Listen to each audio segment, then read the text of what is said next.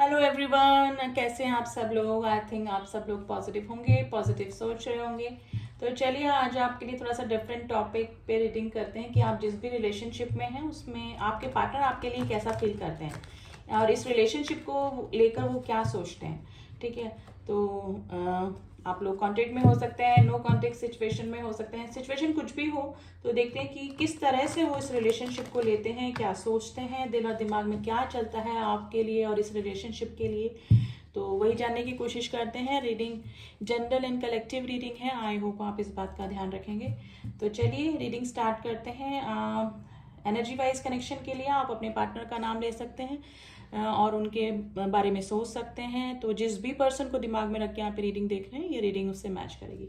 तो चलिए देखते हैं आप जिसके साथ में भी रिलेशनशिप में है वो आपके बारे में और इस रिलेशनशिप के बारे में क्या सोचते हैं।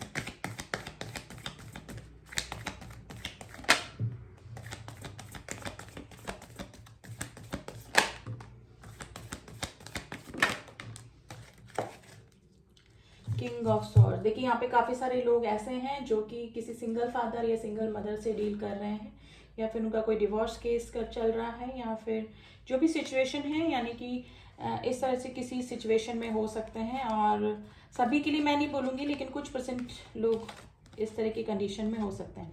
Night of wands and ace of swords, devil,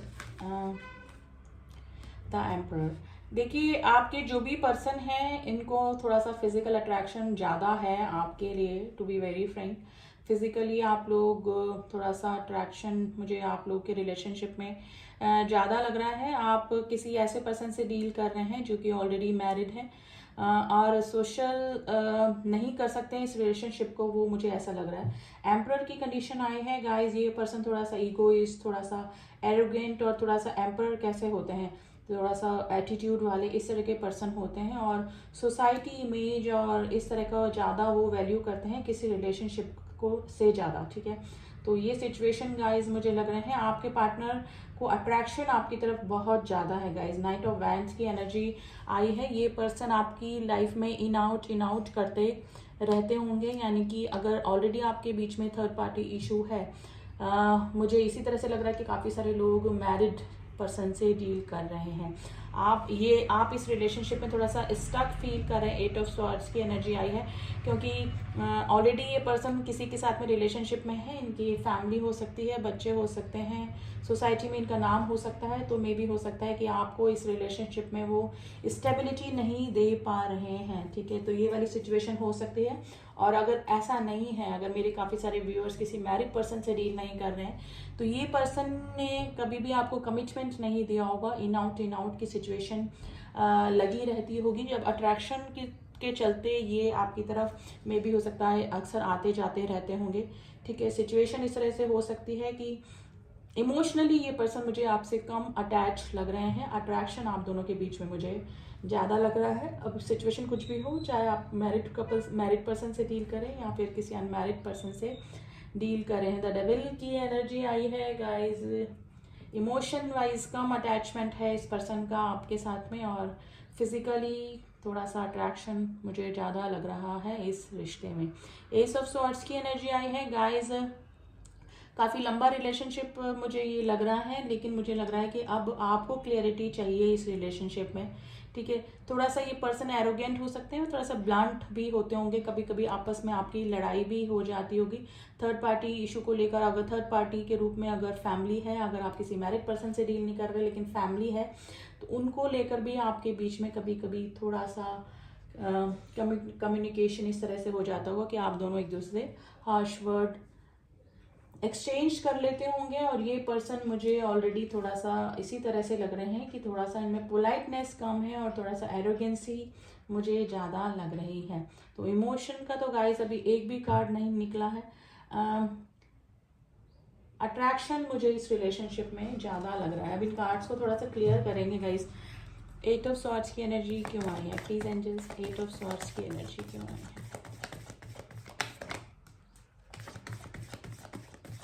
देखिए अगर थर्ड पार्टी ऑलरेडी है इनकी लाइफ में, तो ये आपके साथ में भी रिलेशन रखना चाहते हैं और उस थर्ड पार्टी को तो ये छोड़ ही नहीं सकते, क्योंकि एम्परर की कंडीशन आई है जो कि सोसाइटी में अपने नाम के लिए कुछ भी कर सकते हैं, चाहे इनको कोई रिलेशनशिप की वैल्यू हो या ना हो, लेकिन अपना नाम ये लोग खराब नहीं होने देते हैं।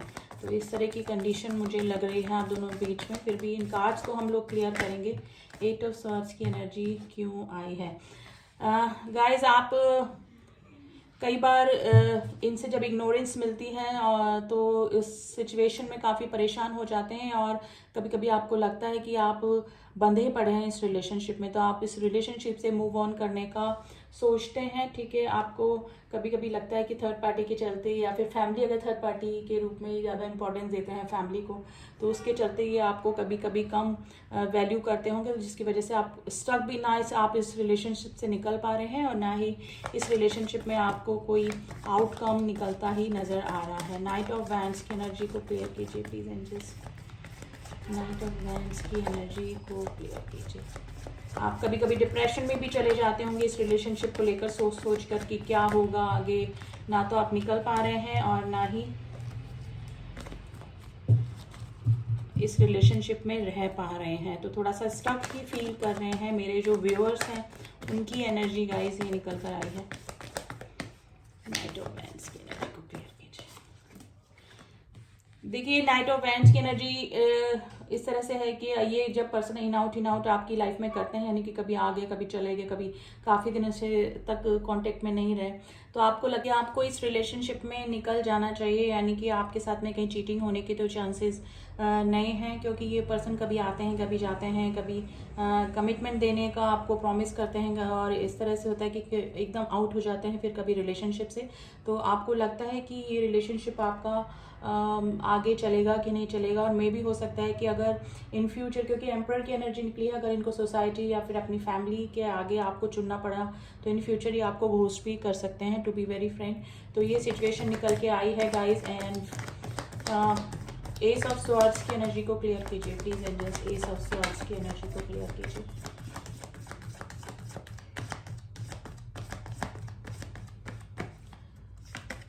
तो मे बी हो सकता है कि ये रिलेशनशिप में आपको डिसअपॉइंटमेंट मिल सकती है गाइस इन फ्यूचर।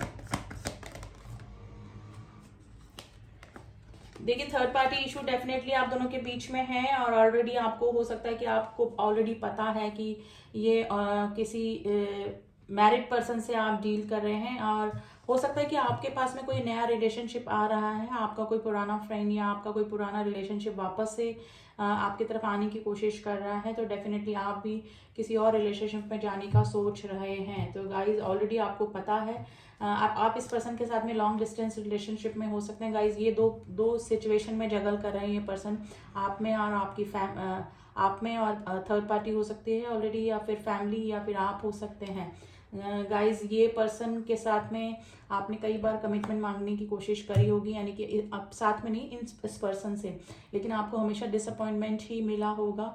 आप स्टक फील कर रहे हैं, ना इस रिलेशनशिप से निकल पा रहे हैं, ना ही इस रिलेशनशिप में हैप्पी फील कर पा रहे हैं, यानी कि आपको सेटिस्फेक्शन नहीं हो रहा है इस रिलेशनशिप में।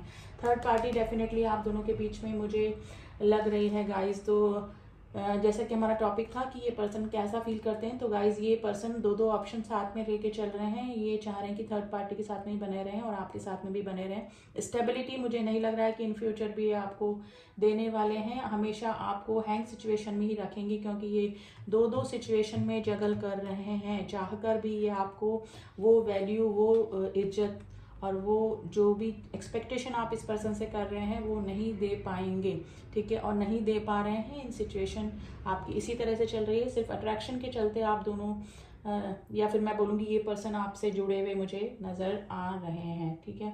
तो ये सिचुएशन लग रही है। मेरे व्यूअर्स के लिए थोड़ा सा मैं एडवाइस कार्ड ज़रूर से निकालना चाहूँगी कि अगर ऐसी सिचुएशन आपसे मैच कर रही है तो आपको क्या करना चाहिए, एंजल्स आपको क्या करने को कह रहे हैं।